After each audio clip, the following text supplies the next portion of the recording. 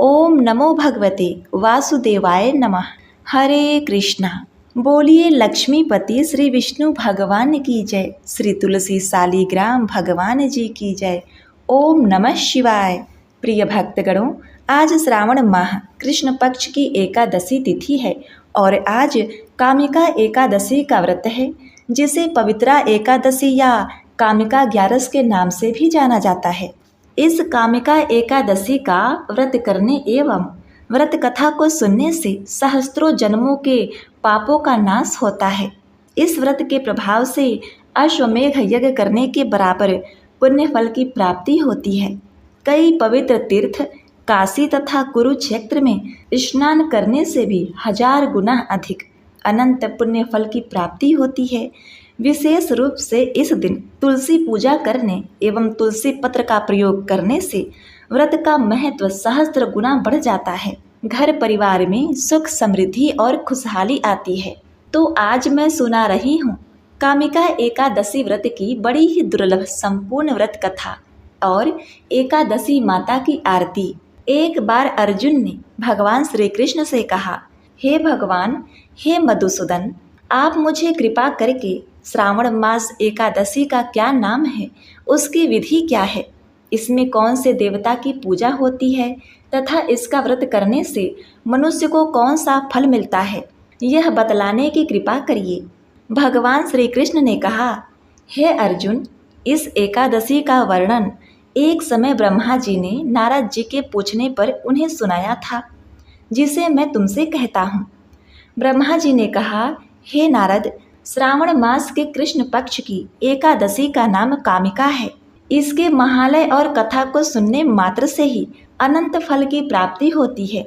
इस दिन शंख चक्र गदा पद्मधारी श्री विष्णु भगवान की हरि माधव मधुसूदन आदि नामों से पूजा की जाती है। इस दिन गंगा, काशी, नैमिषारण्य और पुष्कर स्नान के फल से अधिक विष्णु भगवान की पूजन का फल प्राप्त होता है। जो पुण्य फल सूर्य और चंद्र ग्रहण पर, कुरुक्षेत्र और काशी में स्नान करने से, भूमि दान देने से, सिंह राशि के बृहस्पति में गोदावरी और गंडकी नदी में स्नान करने से प्राप्त होता है, वही फल इस दिन भगवान विष्णु के पूजन करने एवं एकादशी व्रत रखने से मिलता है।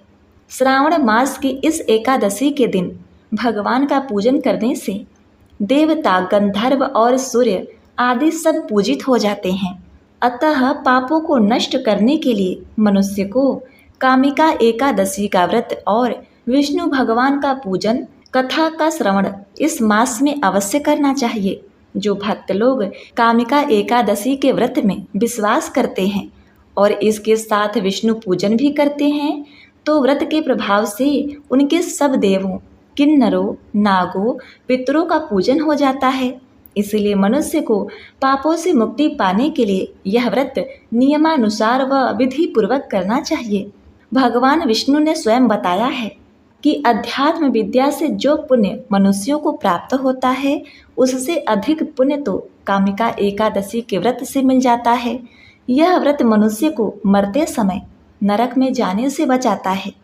इसके पुण्य प्रभाव से कुयोनि भी नहीं मिलती। जो व्रती इस एकादशी का व्रत करते हुए भक्ति पूर्वक तुलसी दल विष्णु भगवान को अर्पित करते हैं, वे पापों से दूर हो जाते हैं। श्री विष्णु भगवान रत्न, मोती, मणि तथा आभूषण आदि से इतने प्रसन्न नहीं होते जितने तुलसी दल से होते हैं। तुलसी दल पूजन का फल 4 भार चांदी और 1 भार स्वर्ण के बराबर माना जाता है। ब्रह्मा जी बोले, हे नारद, मैं स्वयं भगवान की अति प्रिय तुलसी को सदैव नमस्कार करता हूँ। तुलसी को सींचने से मनुष्य की सब यातनाएं नष्ट हो जाती हैं। तुलसी के दर्शन मात्र से ही मानव के सब दुखों का विनाश हो जाता है और इस दिन शरीर से तुलसी के स्पर्श करने से मनुष्य शुद्ध हो जाता है। तुलसी जल के स्नान से प्राणी के समस्त बाधाएं और यातनाएं समाप्त हो जाती हैं। जो श्रद्धा पूर्वक भगवान के चरणों में तुलसी अर्पित करता है, वह भव सागर से मुक्त हो जाता है। कामिका एकादशी को रात्रि जागरण करने व दीपदान करने वालों को प्राप्त पुण्य का वर्णन करने में स्वयं कामिका एकादशी व्रत के दिन प्रभु के समक्ष दीप जलाने वाले के पितर उस दिन स्वर्ग को जाते हैं। उन्हें स्वर्ग जाने पर हजारों दीपों की रोशनी प्राप्त होती है। ब्रह्मा जी कहते हैं, हे नारद, ब्रह्म हत्या तथा भ्रूण हत्या आदि पापों से नष्ट करने वाली इस कामिका एकादशी का व्रत मनुष्य को यत्न के साथ करना चाहिए। कामिका एकादशी के व्रत महालय को श्रद्धा से पढ़ने या सुनने वाला मनुष्य सब पापों से छूटकर विष्णु लोक को जाता है। अब मैं तुम्हें कामिका एकादशी का वह व्रत कहता हूँ जिसे सुनने से मनुष्य के सभी पापों का हरण होता है। प्राचीन काल में पुष्कर क्षेत्र में एक गांव में एक वीर साहूकार रहा करता था। एक दिन किसी कारणवश उसकी ब्राह्मण से हाथापाई हो गई और इस दौरान उससे ब्राह्मण की मृत्यु हो गई। अपने हाथों मारे गए उस ब्राह्मण की अंतिम संस्कार उस क्षत्रिय ने करनी चाहे, परंतु पंडितों ने उसे अंतिम क्रिया में शामिल होने से मना कर दिया। अब इस प्रकार अनजाने में ही उस ब्राह्मण की हत्या करने से उस साहूकार को बड़ा भारी पाप लगता है और इस प्रकार वह ब्राह्मण ब्रह्म राक्षस बन जाता है तथा हर दिन उस साहूकार को अनेकानेक प्रकार से उसे प्रेत बनकर डराया करता था। अब इस प्रकार इन सब चीज़ों से वह साहूकार बड़ा ही दुखित होता है तथा उसका शरीर दिन पर दिन कृशकाय होने लगा। अब इस प्रकार उस ब्राह्मण की जब 13वीं आती है तो वह उस दिन उस ब्राह्मण की 13वीं में शामिल होने के लिए जाता है ताकि उसे ब्राह्मण की हत्या के पाप से मुक्ति मिल सके। लेकिन ब्राह्मणों ने उसे वहाँ भी शामिल नहीं होने दिया। ब्राह्मणों ने बताया कि तुम पर ब्रह्म हत्या का दोष है, पहले प्रायश्चित कर इस पाप से मुक्त होगे, तब हमारे घर भोजन करोगे। इस पर साहूकार ने पूछा कि इस पाप से मुक्त होने के क्या उपाय हैं। तब ब्राह्मणों ने बताया कि श्रावण माह के कृष्ण पक्ष की एकादशी को भक्ति भाव से भगवान श्रीधर का व्रत एवं पूजन कर ब्राह्मणों को भोजन करा के सदक्षिणा के साथ आशीर्वाद प्राप्त करने से इस पाप से मुक्ति मिलेगी, मृत ब्राह्मण के आत्मा को शांति मिलेगी तथा वह ब्रह्म राक्षस की योनि से मुक्त हो जाएगा। अब पंडितों के बताए हुए तरीकों पर उस साहूकार ने कामिका एकादशी का व्रत रखा और रात में भगवान श्री विष्णु का जागरण किया और उस रात साहूकार भगवान की मूर्ति के पास ही सो गया। भगवान विष्णु ने उसके सपने में दर्शन दिए और उसे उसके पापों से मुक्ति दिलाई। अंत में भगवान ने उसे क्षमा किया। हे नारद, इससे पहले यह कथा महर्षि वशिष्ठ ने राजा दिलीप को सुनाई थी। अतः जो कोई व्यक्ति इस दिन श्रद्धा पूर्वक कामिका एकादशी की महिमा सुनता है उसे अपार धन मिलता है और अनजाने में किए पापों से मुक्ति मिलती है। तो बोलिए श्री लक्ष्मीपति विष्णु भगवान की जय, श्री तुलसी शालिग्राम भगवान जी की जय। प्रिय भक्तगणों, इस दिन बाके बिहारी जी और तुलसी जी की कथा को सुने बिना यह व्रत पूर्ण नहीं माना जाता। इसलिए अब आइए श्रवण करते हैं बड़ी ही दुर्लभ कथा। तो इस कथा को पूरा सुनिएगा। यह एक सच्ची घटना है। बरसाना में श्री राधा जी का एक मंदिर है जिसके पास एक सेठ जी रहा करते थे। सेठ जी बहुत ही संपन्न थे। उनके पास सब कुछ था, आलीशान दुकान, भव्य भवन, 3 बेटे और 3 बहुएं। सेठ जी यूँ तो हर तरीके से साधन संपन्न थे, लेकिन फिर भी उनके मन में बड़ा दुख था। उन्हें लगता था कि अगर उनकी पुत्री होती तो वे अपने मन की सारी बात अपने पुत्री को बताते और पुत्री को बहुत दुलार करते। अब कुछ समय पहले ही सेठ जी की पत्नी का देहांत हो गया था, इसलिए सेठ जी बहुत ही अकेलापन महसूस करते थे। सेठ जी हमेशा अपने घर के पास स्थित मंदिर में श्री राधा जी के दर्शन के जाया करते थे। एक दिन जब सेठ जी मंदिर में श्री राधा जी के दर्शन करने गए, उस दिन मंदिर में एक संत पधारे थे। सेठ जी को कुछ उदास देखकर संत ने सेठ जी से पूछा, उदास क्यों हो बेटा? सेठ जी बोले, महाराज, मेरी कोई बेटी नहीं है, इसलिए मैं उदास हूँ। संत मुस्कुराए और बोले, यदि जीवन में किसी का अभाव है तो उसकी जगह भगवान को बिठा लेना चाहिए। सेठ जी बोले, महाराज, मेरे तो कोई बेटी नहीं है, तो मुझे क्या करना चाहिए? संत बोले, अरे सेठ, जब तुम्हें बरसाना का वास मिला है तो तुम बरसाने की बेटी श्री राधा जी को अपनी बेटी क्यों नहीं मान लेते। संत की बात सेठ जी को बहुत पसंद आई। उसी दिन सेठ जी ने श्री राधा जी का एक बड़ा चित्र मंगवाया और उसे अपने कमरे में लगा दिया। अब तो सेठ जी का जीवन ही बदल गया। वे उठते बैठते सोते जागते श्री राधा जी को अपनी बेटी मानकर उनसे बातें करने लगे। उन्हें अपनी पुत्री को हर बात बताने में बहुत आनंद आता था। सेठ जी की राधा जी में ऐसी लगन लगी कि जब भी वे दुकान जाते तो श्री राधा जी को भोग लगाकर प्रसाद पाकर ही जाते थे। शाम को लौटते तो राधा जी को प्रणाम करते, उससे बातें करते और भोग लगाकर फिर प्रसाद ग्रहण करते और हर समय श्री राधा जी के राधा कीर्तन किया करते और हर समय प्रसन्न चित्त रहते थे। जब भी सेठ जी से कोई उनका परिचय पूछता तो सेठ जी कहते, 3 बहू बेटे घर में सुख सुविधा है पूरी, संपत्ति भरी भवन में नहीं रहती कोई मजबूरी, कृष्ण कृपा से जीवन पथ में आती ना कोई बाधा, मैं बड़भागी पिता हूँ मेरी बेटी है श्री राधा। एक दिन सेठ जी के घर में चूड़ी पहनाने वाली मनिहारिन आई। तीनों बहुओं ने बारी बारी से आकर मनिहारिन से चूड़ियाँ पहन ली। श्री राधा जी को लगा कि आज हमारे पिता के घर में चूड़ी पहनाने वाली आई है तो मैं भी जाकर चूड़ियाँ पहन लेती हूँ। जैसे ही तीनों बहुएं चूड़ियाँ पहन कर गईं, श्री राधा जी प्रकट हो गईं। मनिहारिन ने जब राधा जी का रूप देखा तो वह उन्हें देखते ही रह गई। राधा जी बोली, मुझे भी चूड़ी पहनाओ। मनिहारिन ने समझा कि इसके घर में कोई मेहमान आया होगा। यह सोचकर मनिहारिन ने राधा जी को चूड़ियाँ पहना दी। श्री राधा जी चूड़ियाँ पहनकर एक ओट में जाकर अंतर ध्यान हो गईं। सभी को चूड़ियाँ पहनाकर मनिहारिन हमेशा की तरह चूड़ियों का पैसा लेने सेठ जी की दुकान पर चली गई। मनिहारिन को देखते ही सेठ बोले, घर पर चूड़ियाँ पहना गई थी, यह लो तुम्हारे पैसे। सेठ जी ने मनिहारिन को हर बार के जितने ही पैसे दिए। मनिहारिन बोली, सेठ जी इस बार मैं ज़्यादा पैसे लूँगी। मैंने आपके घर में 3 जनों को नहीं बल्कि 4 जनों को चूड़ियाँ पहनाई है। सेठ जी बोले, हमारे घर में 3 बहुओं के अलावा चौथी तो कोई है ही नहीं। मनिहारिन बोली, यह मैं नहीं जानती, लेकिन चूड़ी मैंने तो 4 को ही पहनाई है। सेठ जी बोले कि बाकी के पैसे मैं पहले घर में पता कर आऊँगा, उसके बाद दूंगा। मनिहारिन बोली, ठीक है, आप घर में पता कर लीजिए। यह कहकर मनिहारिन चली गई। शाम को सेठ जी घर पर पहुँचे। उन्होंने घर में मनिहारिन के बारे में पूछा। उनकी बहुओं ने कहा कि केवल हम तीनों ने ही चूड़ियाँ पहनी थी।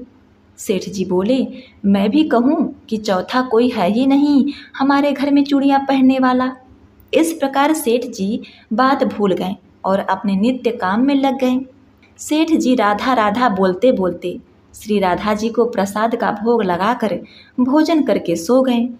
जब सेठ जी को नींद आ गई तो उनके स्वप्न में श्री राधा जी प्रकट हो गईं। राधा जी बहुत उदास थीं, उनकी आंखों में आंसू थे। सेठ जी ने पूछा, बेटी उदास क्यों हो? श्री राधा जी बोली, आज मेरा मन बहुत दुखी है। मैंने आज अपने पिता का घर समझकर यहाँ उस मनिहारिन से चूड़ियाँ पहनी थीं, लेकिन पिताजी आपने उस मनिहारिन को मेरी चूड़ियों का मोल नहीं चुकाया। पिताजी, आपने मुझे बेटी तो बना लिया, परंतु आपको मेरी याद नहीं आई, आपने मुझे भुला दिया, इससे मैं बहुत दुखी हूँ। यह सुनकर सेठ जी सपने में ही रोने लगे और बोले, बेटी मुझे क्षमा कर दो, मुझसे बहुत बड़ी भूल हो गई। सेठ जी तुरंत नींद में से उठ बैठे। उनकी आंखों में आंसू आ रहे थे। सेठ जी ने तुरंत तिजोरी में से पैसे निकाले और मनिहारिन के घर के तरफ चल दिए। सेठ जी ने मनिहारिन के घर का दरवाज़ा खटखटाया। मनिहारिन ने दरवाज़ा खोला। सेठ जी, आप इतनी रात को? सेठ जी को अपने घर पर देखकर मनिहारिन चौंक गई। सेठ जी के नेत्र में आंसू भरे थे। सेठ जी बोले, तुम्हारे जैसा बड़भागी कोई नहीं है। मनिहारिन बोली, सेठ जी क्या हुआ? सेठ जी बोले, मैंने राधा जी को अपनी बेटी बनाया, परंतु मैंने उन्हें कभी अपने नेत्रों से नहीं देखा, लेकिन तुमने आज उन्हीं राधा जी को अपने हाथों से चूड़ियाँ पहनाई है। आज तुम्हारे जितना भाग्यशाली इस धरती पर कोई नहीं है। मैं तुम्हें अपनी पुत्री की पहनाई हुई चूड़ियों का मूल्य चुकाने आया हूँ। यह कहकर सेठ जी ने रुपयों से भरी हुई थैली मणिहारिन के सामने रख दी और कहा, इसमें से जो भी लेना हो वह ले लो। जब मणिहारिन ने सुना कि स्वयं राधा जी उससे चूड़ियाँ पहनने आई थी तो उसकी आंखों से भी आंसू की धारा बह निकली। मणिहारिन बोली, सेठ जी, मैं राधा रानी की चूड़ियों के पैसे आपसे कैसे ले सकती हूँ? राधा रानी तो इस वर्षानी की बिटिया हैं और मैं बिटिया की चूड़ी के पैसे आपसे ना लूँगी। परंतु सेठ जी नहीं माने। सेठ जी ने रुपयों से भरी हुई थैली मणिहारिन के घर पर रखी और वहाँ से सीधे राधा जी के मंदिर को चले गए। उस दिन के बाद सेठ जी ने सब कुछ छोड़कर संन्यास लिया और अपना शेष जीवन राधा जी के मंदिर में राधा जी की भक्ति करते हुए बिता दिया। तो बोलिए श्री राधा रानी सरकार की जय। प्रिय भक्तगणों, आइए अब श्रवण करते हैं इस एकादशी व्रत कथा को पूर्ण करने वाली श्री तुलसी देवी की कथा। एक ब्राह्मण था, वह प्रतिदिन मंदिर जाता था। वह प्रतिदिन तुलसी माता की पूजा करता था। वह तुलसी माता से प्रतिदिन प्रार्थना करता था कि हे तुलसी महारानी, मेरे आनंद करना। तुलसी माता ने सोचा कि यह ब्राह्मण तो बहुत सीधा है और गरीब है और प्रतिदिन मेरी पूजा करता है, मुझे इसके लिए कुछ न कुछ करना चाहिए। तो तुलसी महारानी एक कन्या का रूप धारण कर बैठ गई और उस ब्राह्मण को बोला कि ब्राह्मण, मैं भी तेरे घर जाना चाहती हूँ। ब्राह्मण ने सोचा, 6 लड़कियाँ तो मेरे पहले से ही हैं और 7 लड़कियों का मैं कैसे पालन पोषण करूँगा? लड़कियों की शादी कैसे करूँगा? मेरे पास तो कुछ ऐसा भी नहीं है। यह विचार करके वह बहुत ही परेशान रहने लगा। उसको तो भोजन भी नहीं भा रहा था। उसकी स्त्री ने कहा, क्या बात है, आजकल आप बहुत दुखी रहने लगे हैं। तो इस पर ब्राह्मण बोला कि मैं मंदिर जाता हूँ, वहाँ पर एक छोटी सी सुंदर सी कन्या बैठी है और वह कहती है कि ब्राह्मण, मैं आपके घर आऊँगी। उसकी पत्नी बोली, अरे इसमें परेशान होने की क्या बात है, आ रही हैं तो आने दो। ब्राह्मण बोला कि पहले से अपने 6 बेटियां हैं, उनकी भी अपने को शादी करवानी है। तो इस पर ब्राह्मणी बोली कि अरे ये कोई बात नहीं, अपनी 6 लड़कियों की शादी करवाएंगे, वैसे 7वीं का भी करवा देंगे, अपने 7 लड़कियों की शादी साथ में करवा देंगे। अब अगले दिन जब ब्राह्मण मंदिर गया तो उस छोटी कन्या ने पूछा, ब्राह्मण, मैं आपके साथ घर आऊँगी? तो ब्राह्मण बोला, हाँ बेटी चल। उसको वह घर लेकर आ गया। तुलसी माता के कन्या रूप में ब्राह्मण के घर आने से ब्राह्मण के घर बहुत ही आनंद हो गया। घर में लक्ष्मी की बारिश होने लगी। जब ब्राह्मण 7 कन्याओं की शादी के लिए वर ढूंढने लगा तो उस छोटी कन्या ने कहा कि मेरे तो शालिग्राम जी के मंदिर में जाकर शालिग्राम जी को बोलना कि बारात लेकर आए और मेरी 6 बहनों को तुम्हारी इच्छा से वर ढूंढना। अब तुलसी महारानी की दया से ब्राह्मण के घर में सब प्रकार के जेवर और वस्त्र सब तैयार हो गए और बड़े ही धूमधाम से उसकी 6 बेटियों का विवाह हुआ।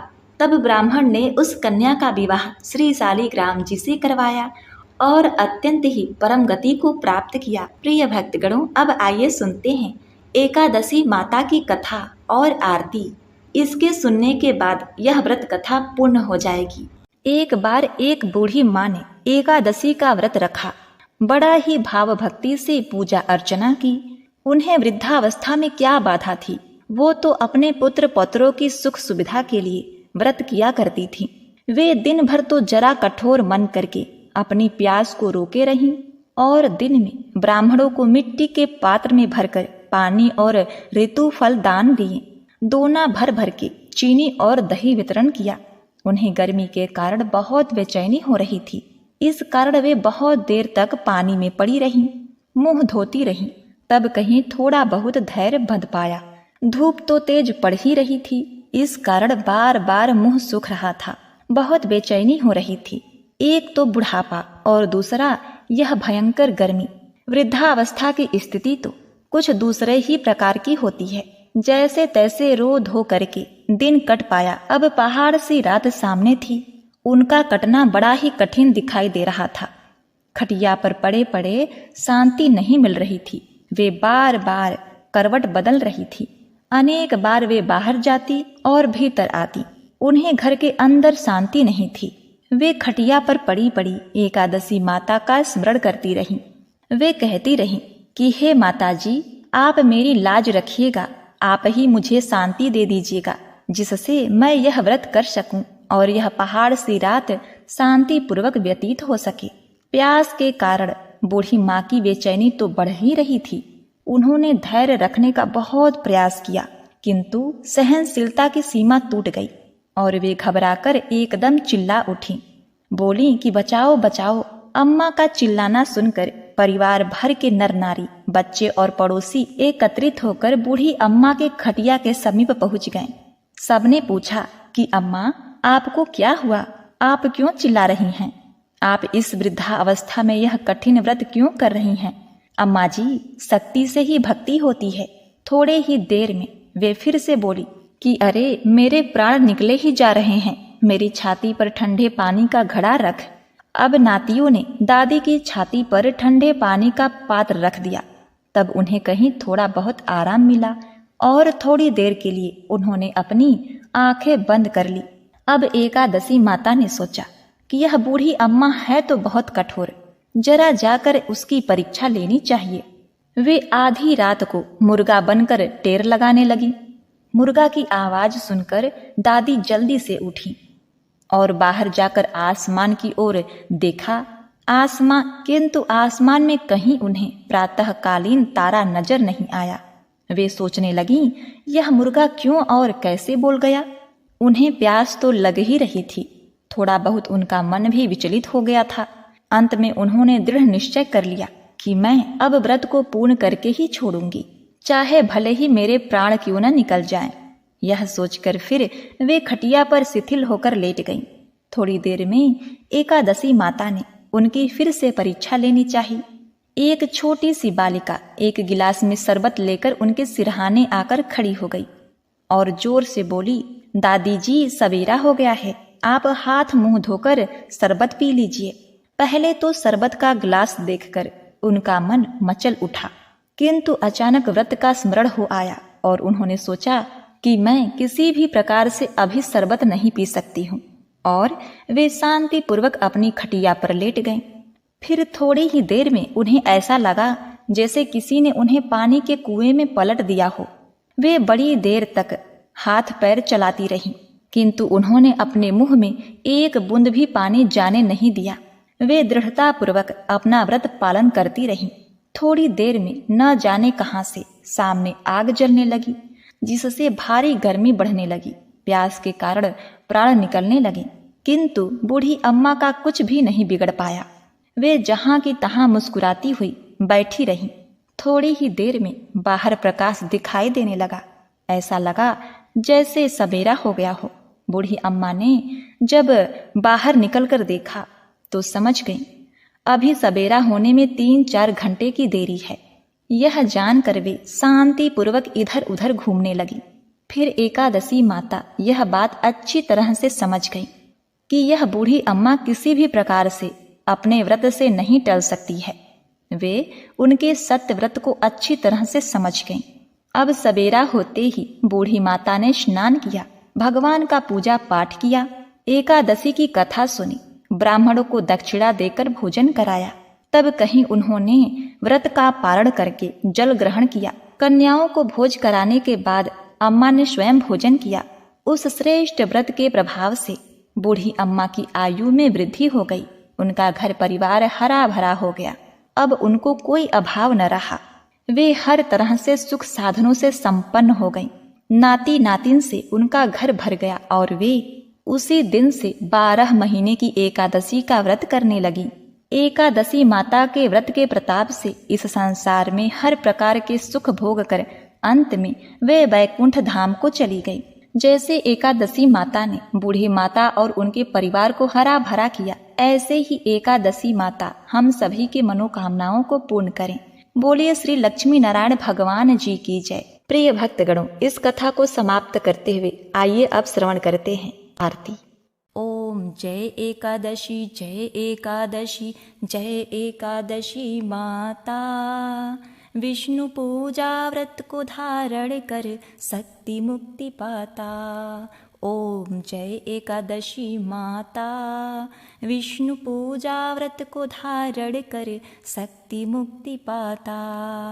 तेरे नाम गिनाओ देवी भक्ति प्रदान करनी। गुण गौरव की देवी माता शास्त्रों में वर्णी। ओम जय एकादशी माता। विष्णु पूजा व्रत को धारण कर शक्ति मुक्ति पाता। मार्गशीर्ष के कृष्ण पक्ष में उत्पन्ना होती। शुक्ल पक्ष में मोक्षदायिनी पापों को धोती। ओम जय एकादशी माता। विष्णु पूजा व्रत को धारण कर शक्ति मुक्ति पाता। पौष मास के कृष्ण पक्ष को सफला नाम कहे। शुक्ल पक्ष में होय पुत्रदा आनंद अधिक रहे। ओम जय एकादशी माता। विष्णु पूजा व्रत को धारण कर शक्ति मुक्ति पाता। नाम सटतीला माघ मास में कृष्ण पक्ष आवे। शुक्ल पक्ष में जया कहावे विजय सदा पावे। ओम जय एकादशी माता। विष्णु पूजा व्रत को धारण कर शक्ति मुक्ति पाता। विजया फाल्गुन कृष्ण पक्ष में शुक्ला आमल की। पाप मोचनी कृष्ण पक्ष में चैत्र मास बल की। ओम जय एकादशी माता। विष्णु पूजा व्रत को धारण कर शक्ति मुक्ति पाता। चैत्र शुक्ल में नाम कामदा धन देने वाली। नाम बरुथनी कृष्ण पक्ष में वैशाख माह वाली। ओम जय एकादशी माता। विष्णु पूजा व्रत को धारण कर शक्ति मुक्ति पाता। शुक्ल पक्ष में होय मोहिनी अपरा ज्येष्ठ कृष्ण पक्षी। नाम निर्जला सब सुख करनी शुक्ल पक्ष रखी। ओम जय एकादशी माता। विष्णु पूजा व्रत को धारण कर शक्ति मुक्ति पाता। योगिनी नाम आषाढ़ मास जानो कृष्ण पक्ष वर्णी। देवशयनी नाम कहायो शुक्ल पक्ष धरनी। ओम जय एकादशी माता। विष्णु पूजा व्रत को धारण कर शक्ति मुक्ति पाता। कामिका श्रावण मास में आवे कृष्ण पक्ष कहिए। श्रावण शुक्ल होय पुत्रदा आनंद से रहिए। ओम जय एकादशी माता। विष्णु पूजा व्रत को धारण कर शक्ति मुक्ति पाता। अजा भाद्रपद कृष्ण पक्ष की परिवर्तिनी शुक्ला। इंदिरा अश्विन कृष्ण पक्ष में व्रत में भवसागर निकला। ओम जय एकादशी माता। विष्णु पूजा व्रत को धारण कर शक्ति मुक्ति पाता। पापा कुंसा है शुक्ल पक्ष में पाप हरण हारी। रमा मास कार्तिकेय में आवे सुखदायक भारी। ओम जय एकादशी माता। विष्णु पूजा व्रत को धारण कर शक्ति मुक्ति पाता। देवोत्थायनी शुक्ल पक्ष की दुख नाशक मैया। लौदा मास की करो विनती पार करो नैया। ओम जय एकादशी माता। विष्णु पूजा व्रत को धारण कर शक्ति मुक्ति पाता। शुक्ल लौद में होय पद्मिनी दुख दारिद्र हरणी। परमा कृष्ण पक्ष में होती जन मंगल करनी। ओम जय एकादशी माता। विष्णु पूजा व्रत को धारण कर शक्ति मुक्ति पाता। जो कोई आरती एकादशी की भक्ति सहित गावे, जन रघुनाथ स्वर्ग का वासा निश्चय वह पावे। ओम जय एकादशी माता।